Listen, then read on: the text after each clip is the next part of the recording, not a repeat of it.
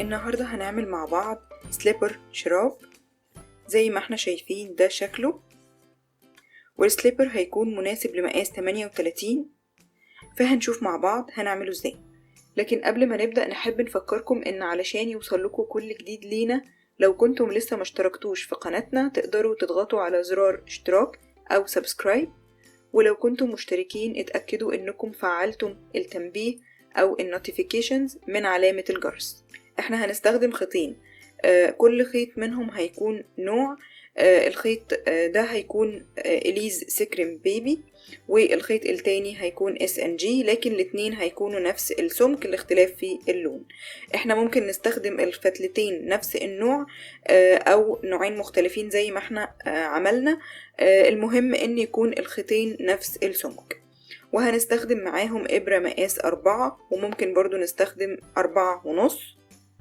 وكمية الخيط اللي هنستهلكها من اللونين، كل لون هنستهلك أقل من ربع بكرة، يعني أقل من 25 جرام. هنبدأ سلسلة البداية. هنبدأ ب3 غرز سلسلة، وهنقفل أول غرزة مع آخر غرزة وهنعملها حلقة. وزي ما احنا شايفين احنا هنكتفي ب3 غرز سلسلة بس. احنا هنبدأ الشراب او السليبر من تحت، من جزء الصوابع للجزء الكعب، يعني هنبدأ من تحت لفوق. فاحنا بدأنا ب3 غرز سلسلة علشان عاوزين البداية دي تكون مقفولة ضيقة، ما يكونش الحلقة اللي احنا هنعملها في البداية واسعة فتخلي بداية الشراب من عند الصوابع مفتوح. فاحنا بدأنا زي ما شفنا ب3 غرز سلسلة، وقفلنا أول غرزة مع آخر غرزة بغرزة منزلقة أو نائمة وعملناها حلقة. هنبدأ نعمل 3 غرز سلسلة ونبدأ اللفة الأولى، وهتكون بغرز العمود بلفة زي ما احنا شايفين. بندخل بالإبرة جوه الحلقة اللي عملناها من سلسلة البداية ونعمل أول غرزة عمود بلفة، ندخل تاني جوه الحلقة ونعمل غرزة العمود بلفة التانية، ونكمل بنفس الطريقة. هنعمل 14 غرزة عمود بلفة كلهم بنفس الطريقة زي ما احنا شايفين. بندخل جوه الحلقة من سلاسل البداية ونعمل غرز العمود بلفة بتلف على غرز السلسلة، مش بتدخل جوه الغرزة، بتلف عليها. زي ما قلنا اللفة الأولى هتكون 14 غرزة عمود بلفة بنعملها بنفس الطريقة.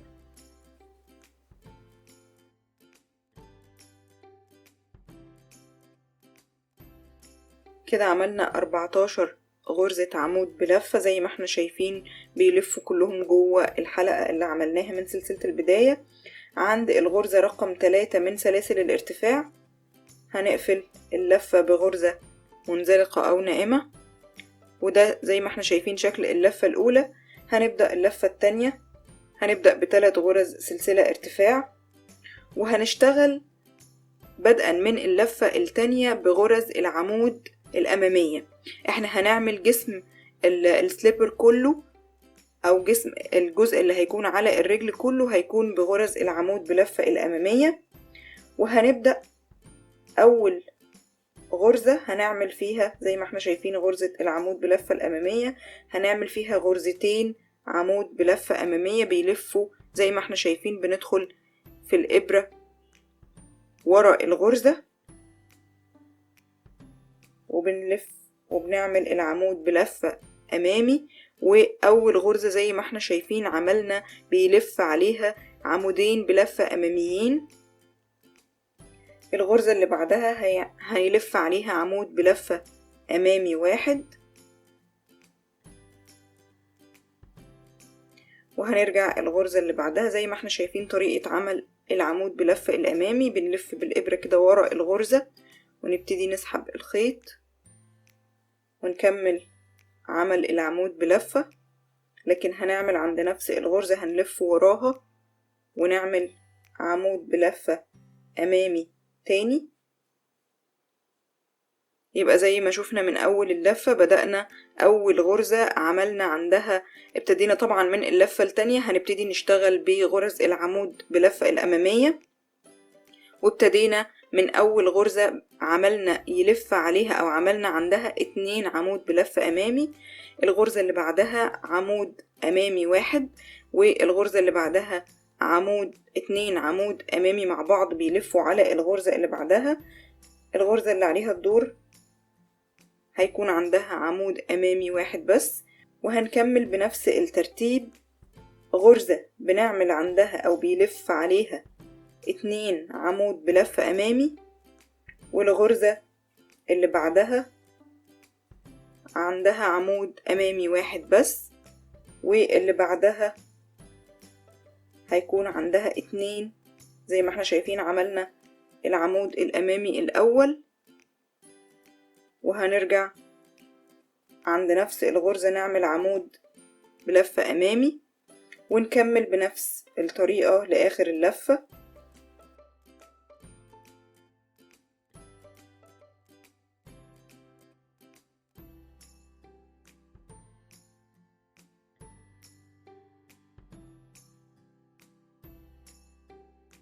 كده عملنا اللفة التانية. هنقفل عند السلسلة التالتة من سلاسل الارتفاع بغرزة منزلقة، وزي ما شفنا في اللفة التانية ابتدينا فيها نشتغل بغرز العمود الأمامية، وابتدينا من أول غرزة نعمل الترتيب اللي مشينا بيه اللفة كلها. أول غرزة كان عندها 2 عمود بلفة أمامي لفيناهم أو عملناهم على نفس الغرزة. الغرزة اللي بعدها عندها عمود بلفة أمامي 1، واللي بعدها فيها 2 أو لف عليها 2 عمود بلفة أمامي، والغرزة اللي بعدها 1، ومشينا كملنا اللفة بالترتيب 2 عمود بلفة أمامي وبعدين عمود أمامي 1 وبعدها 2 وبعدين 1، وبنفس الترتيب لآخر اللفة. هنبدأ اللفة رقم 3، وهنشتغل اللفة رقم 3 كلها غرز العمود بلفة الأمامية هتكون فردية، يعني عند كل غرزة هنبدأ نعمل غرزة عمود بلفة أمامية واحدة. وطبعا لو احنا حبينا توضيح وشرح لطريقة عمل العمود بلفة الأمامي أو أي غرزة استخدمناها في الفيديو هنقدر نشوفها بشرحها بالتفصيل في الفيديو المخصص ليها في فيديوهات الغرز في أساسيات الكروشيه على قناتنا. زي ما احنا شايفين دلوقتي بنشتغل في اللفة التالتة، بنعمل في كل غرزة غرزة عمود بلفة أمامي، يعني اللفة التالتة مفيش فيها أي تزايد، كل الغرز فردية. عند كل غرزة بنعمل غرزة عمود بلفة أمامي.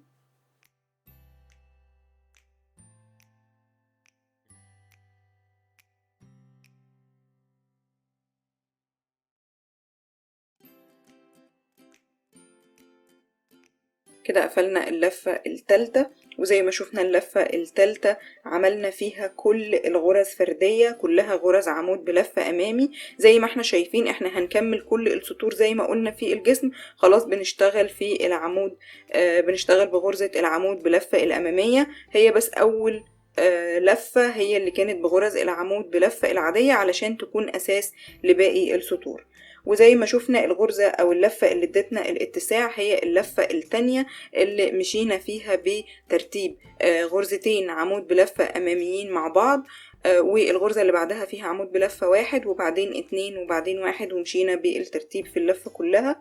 اللفة رقم 3 عملناها خلاص غرز فردية كلها من غير اي تزايد، لكن هنعمل بس خطوة علشان تدينا اتساع، وبرضو على حسب المقاس حجم الرجل، لان زي ما احنا شايفين احنا دلوقتي بنشتغل في جزء الصوابع وبعده الجزء العريض او اعرض جزء في الرجل.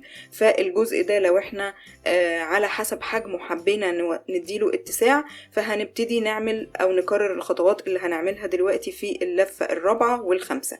احنا في اللفة الرابعة واللفة الخامسة كل واحدة منهم هنزود غرزة واحدة، فلو احنا حابين ان احنا نزود اكتر ممكن نزود غرزتين في كل لفة، او اننا نعمل الغرزة الرابعة والخامسة والسادسة والسابعة ممكن كمان، يعني مش لفتين بس 4 لفات بنزود في كل لفة غرزة.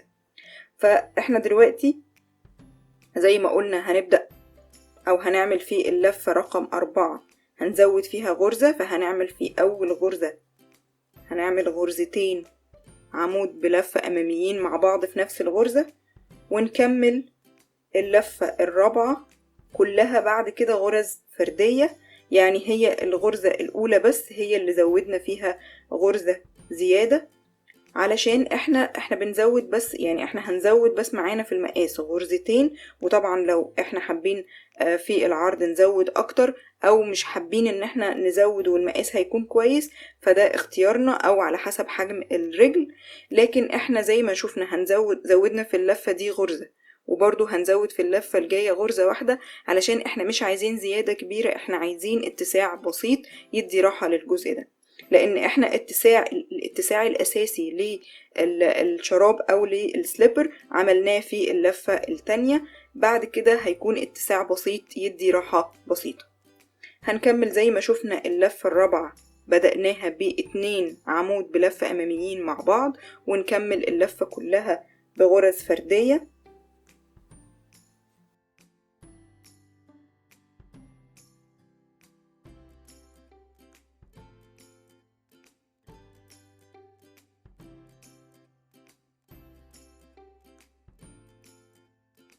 كده خلصنا اللفة رقم 4. وزي ما شفنا احنا اللفة رقم 4 اللفة رقم 3 ما كانش فيها اي تزايد، كل الغرز كانت فردية. اللفة رقم 4 عملنا غرزة واحدة بس تزايد في اول اللفة، وكملنا باقي اللفة بطريقة فردية. هنبتدي اللفة رقم 5، وبرضو هنعمل في اول غرزة فيها 2 عمود بلفة اماميين عند نفس الغرزة او بيلفوا على نفس الغرزة، ونكمل باقي اللفة بطريقة فردية. كل الغرز هتكون فردية، واحنا زي ما قلنا ده الاتساع اللي هنعمله معانا دلوقتي. لكن لو احنا حابين ان احنا نزود الاتساع ممكن نعمل لفة كمان فيها غرزتين ونشوف الاتساع معانا بقى كويس. لو محتاجين اتساع اكتر اللفة اللي بعدها ممكن نزود فيها غرزة كمان، او ممكن في الغرزة الرابعة والخامسة اللي احنا عملناهم وزودنا فيهم غرزة ممكن نزود غرزتين، يعني نعمل مرتين في اللفة غرزتين مع بعض عمود بلفة بيلفوا على نفس الغرزة، غرزتين اماميين، ونكمل باقي اللفة بغرز فردية. زي ما احنا شايفين كل غرزة بنعمل عندها عمود بلفة امامي واحد. واحنا زي ما قلنا هنقف بالاتساع للفة رقم 5.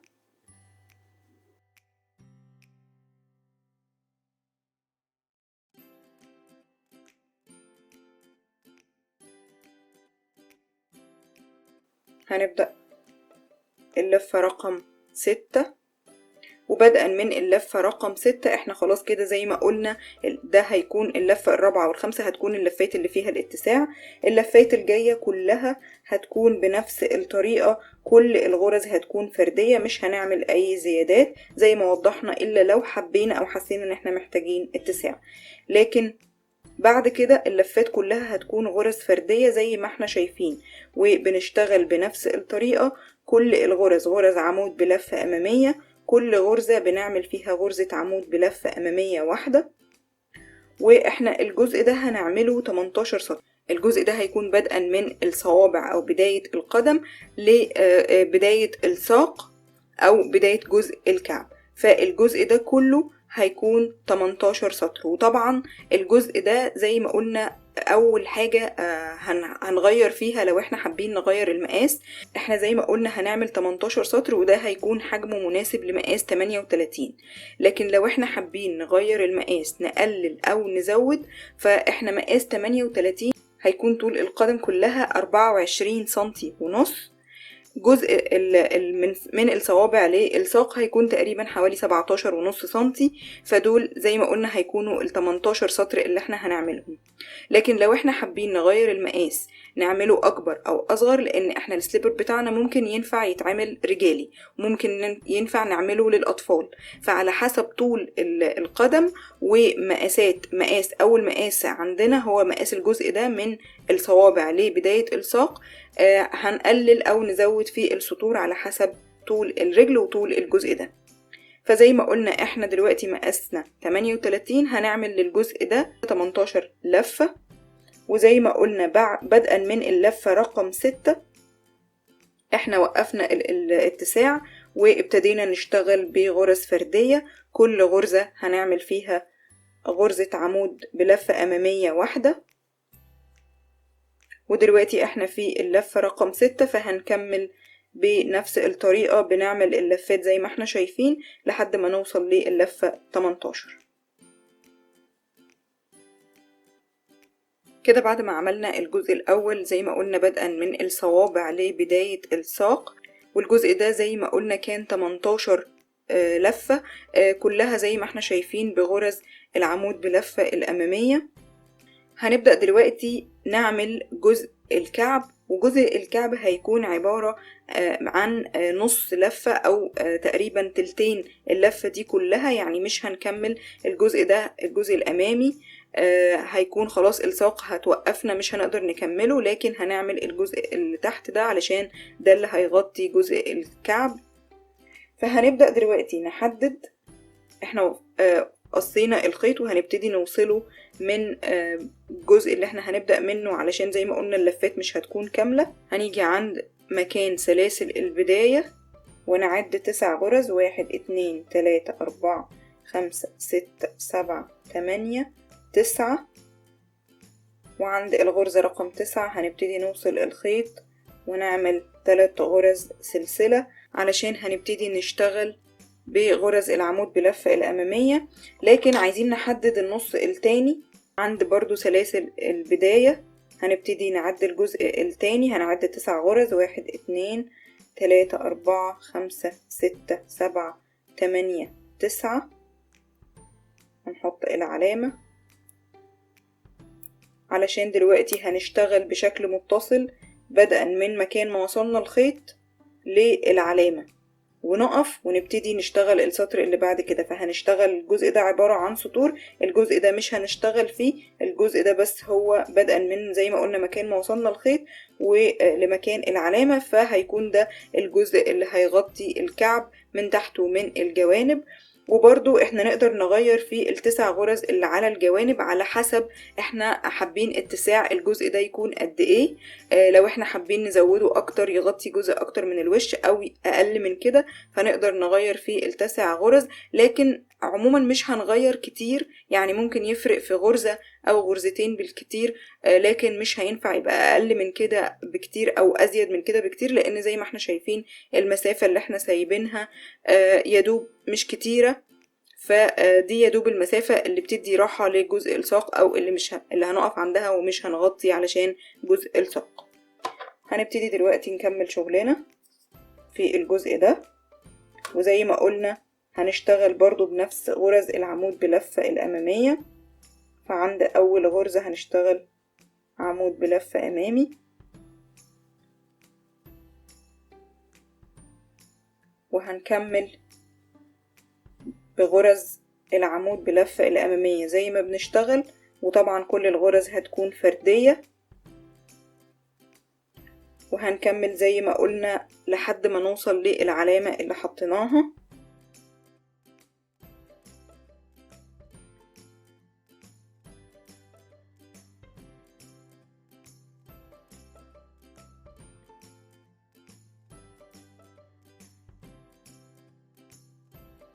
كده وصلنا عند الغرزة اللي عندها العلامة، ودي آخر غرزة هنقف عندها.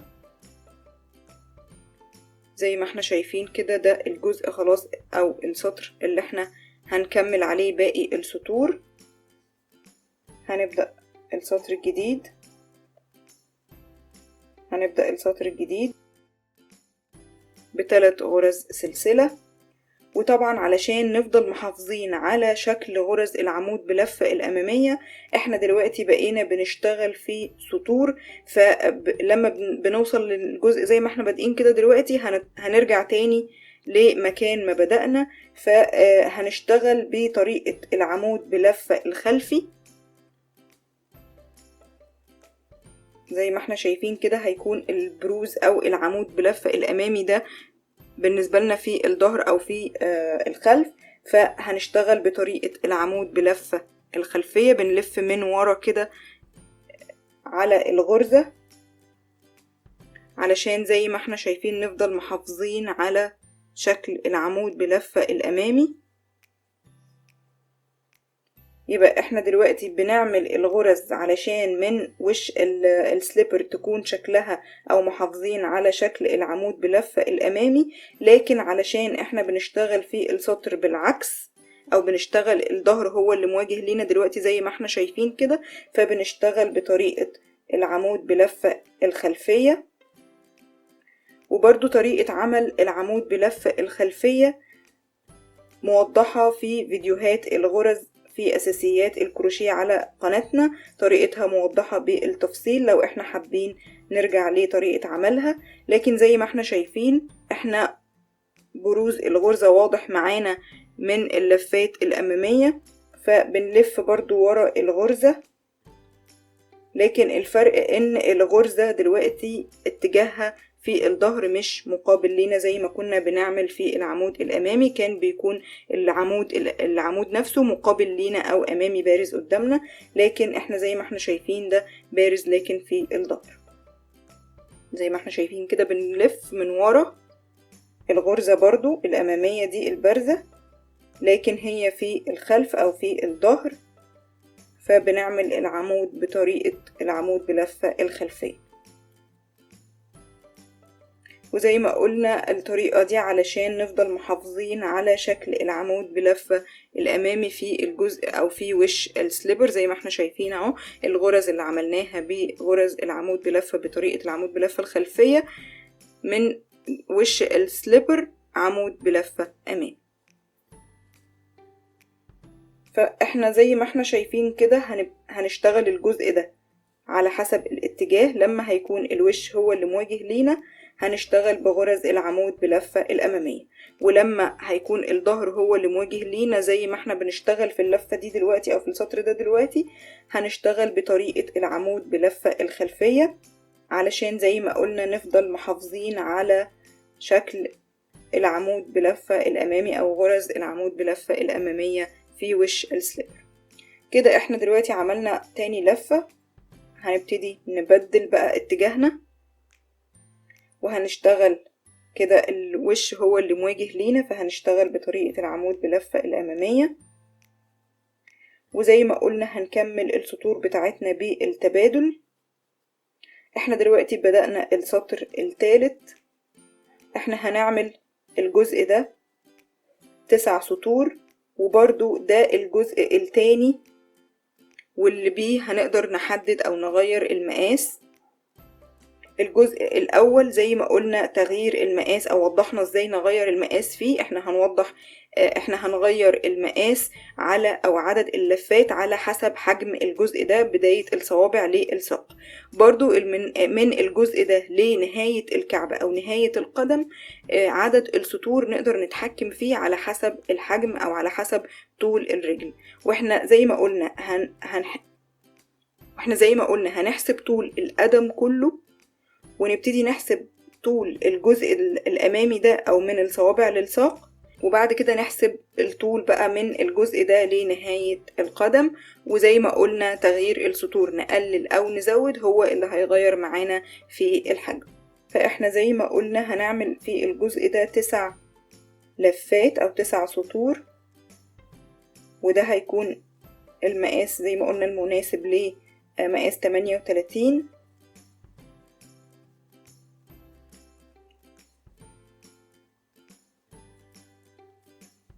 وزي ما حددنا احنا ازاي بدأنا اللفات دي ونهيناها، ونكمل باقي السطور بنفس الحجم اللي احنا حددناه. وكمان هنراعي زي ما قلنا التغيير في اتجاهات السطور. سطر بيكون لما بتكون زي ما احنا شغالين كده الوش او الجزء الخارجي للسليبر مواجه لينا بنشتغل بغرز العمود بلفة الأمامية او بطريقة عمود بلفة الأمامي كده هنلف. ولما نلف السطر ويكون الظهر هو اللي مواجه لينا هنشتغل بطريقة العمود بلفة الخلفية. فهنكمل لآخر ال9 سطور اللي احنا هنعملهم في جزء الكعب. كده بعد ما عملنا جزء الكعب وزي ما قلنا عملنا السطور زي ما احنا شايفين، ده كان اتساعها او كانت لفات غير مكتملة، وده الجزء اللي سبناه في الوش علشان هيكون ده مكان الساق. وعدد السطور عملناها 9. هنبدأ دلوقتي زي ما احنا شايفين كده احنا محتاجين نقفل الجزء ده علشان يدي اللفة لفة الساق او يقفل على الكعب من ورا. فهنقلب كده عند الظهر، هنتنيه كده نصين مظبوطين،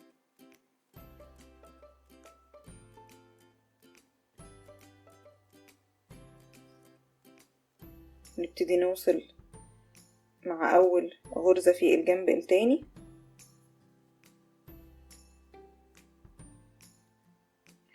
وهندخل بالإبرة في كل غرزتين متقابلتين زي ما احنا شايفين كده. احنا خليناهم جنبين، يعني تنينا اللفات دي نصين، لكن زي ما احنا شايفين كده احنا تنيناها على الظهر او علشان نعمل مكان الوصل ده في الظهر، فاحنا تنيناها نصين مظبوط. وكل غرزتين بقى متقابلتين في النصين دول هنبتدي نسحب الخيط منهم ونعمل غرزة منزلقة توصلهم. الغرزتين اللي بعدهم ندخل الإبرة ونسحب الخيط ونعمل غرزة منزلقة توصلهم. الغرزتين اللي بعدهم ندخل الإبرة ونسحب الخيط منهم الاتنين ونعمل غرزة ناعمة أو منزلقة توصلهم، وهنوصل للآخر بنفس الطريقة. كل غرزتين متقابلتين بنوصلهم بغرزة ناعمة أو منزلقة، وآخر غرزتين ونقفل الجزء ده.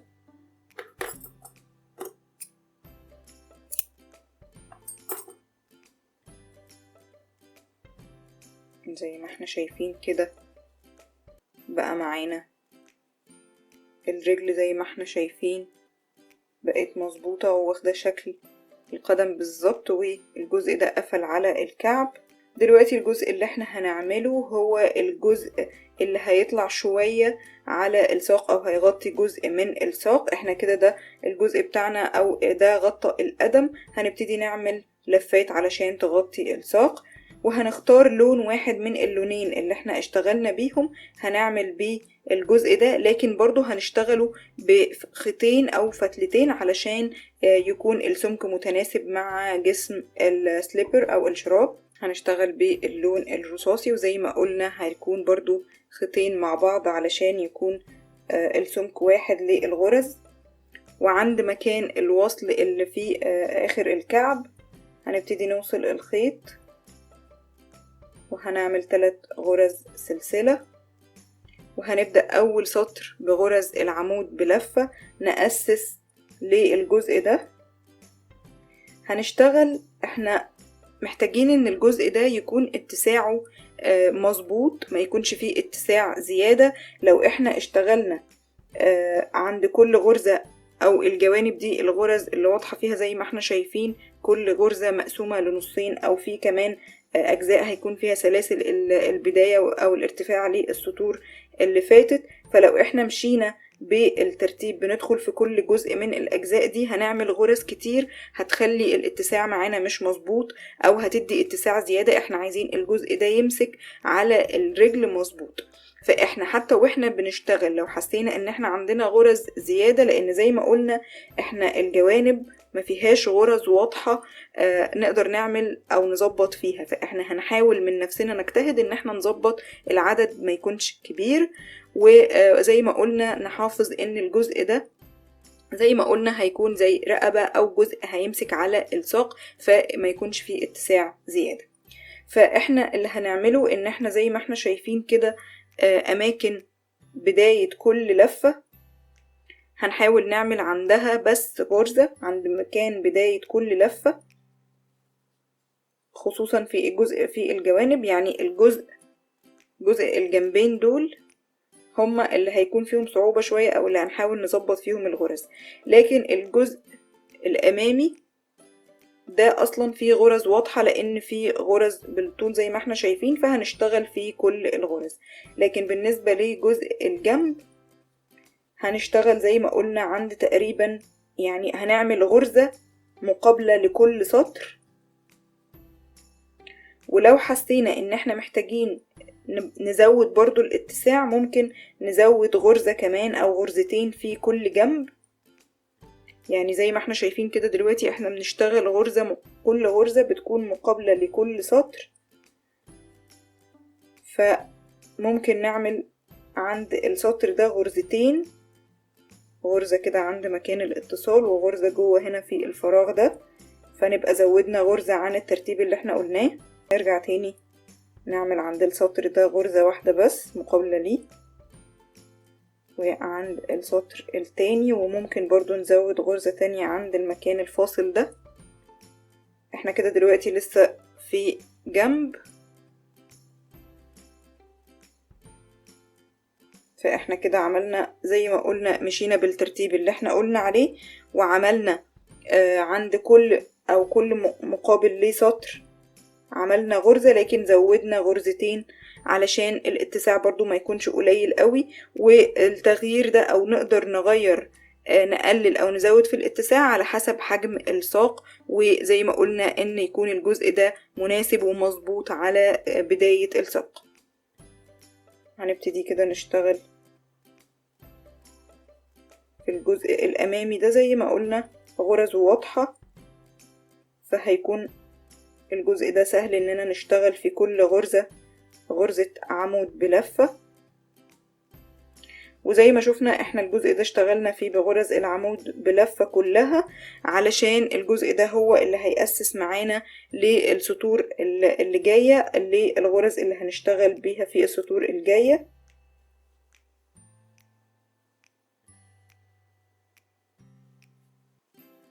كده احنا عملنا جزء الوش. هنيجي للجنب التاني، وزي ما قلنا نعمل الغرز تكون تقريبا بعدد السطور، لكن ممكن نزود غرزتين برضو زي ما زودنا في الجنب التاني، بحيث ان برضو ما يكونش السطر ضيق. وزي ما قلنا هنظبط المقاس للجزء ده على حجم الرجل او حجم بداية الساق.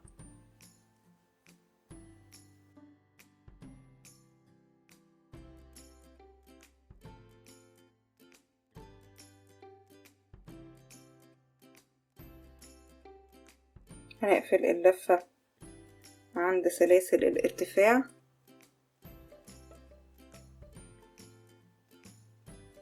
بغرزة ناعمة او منزلقة.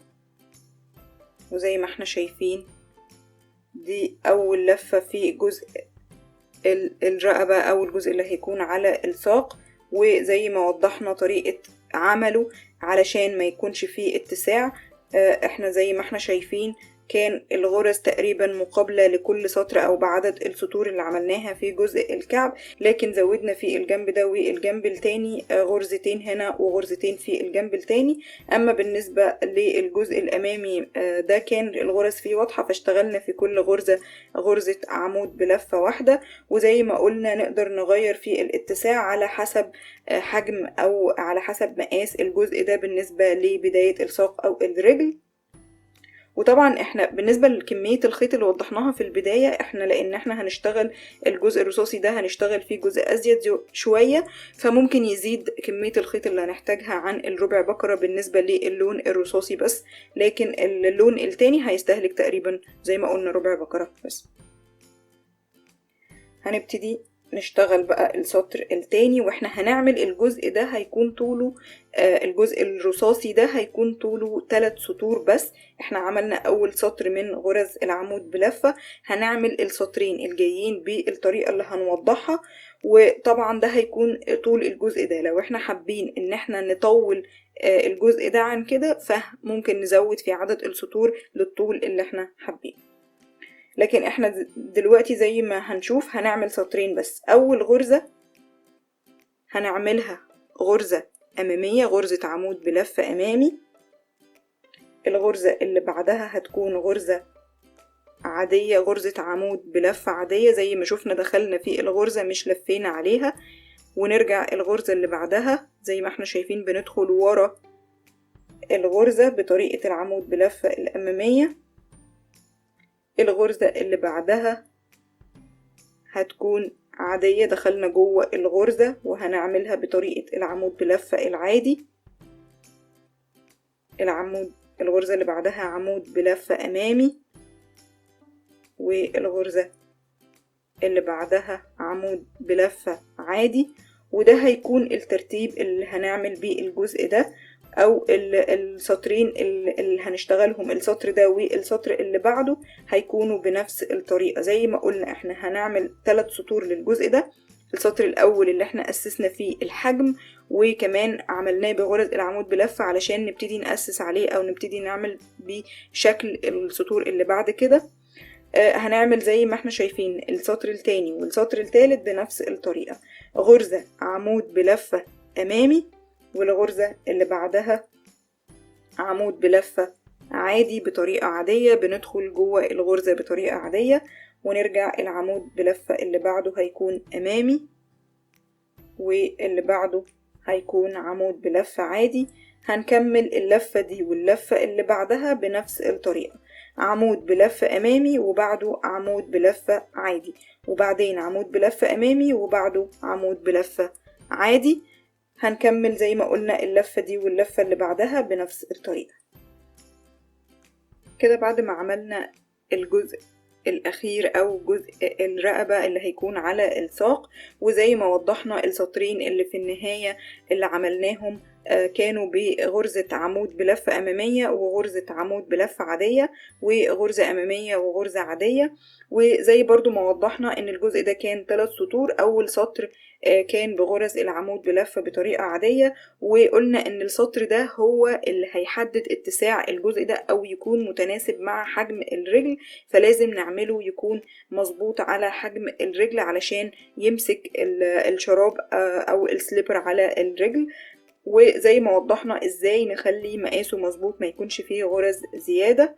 ودي كانت اخر خطوة في عمل السليبر. بنفس الطريقة وبنفس الترتيب وعدد الغرز هنعمل الرجل التانية. كده بعد ما عملنا الرجل التانية بكده نكون عملنا السليبر الشراب. لو عجبكم الفيديو ده ما تنسوش تعملوا شير ولايك، ولو عندكم اي استفسار اكتبوه في الكومنتس، وعلشان يوصلكوا كل جديد لينا اعملوا سبسكرايب لقناتنا، وشكرا.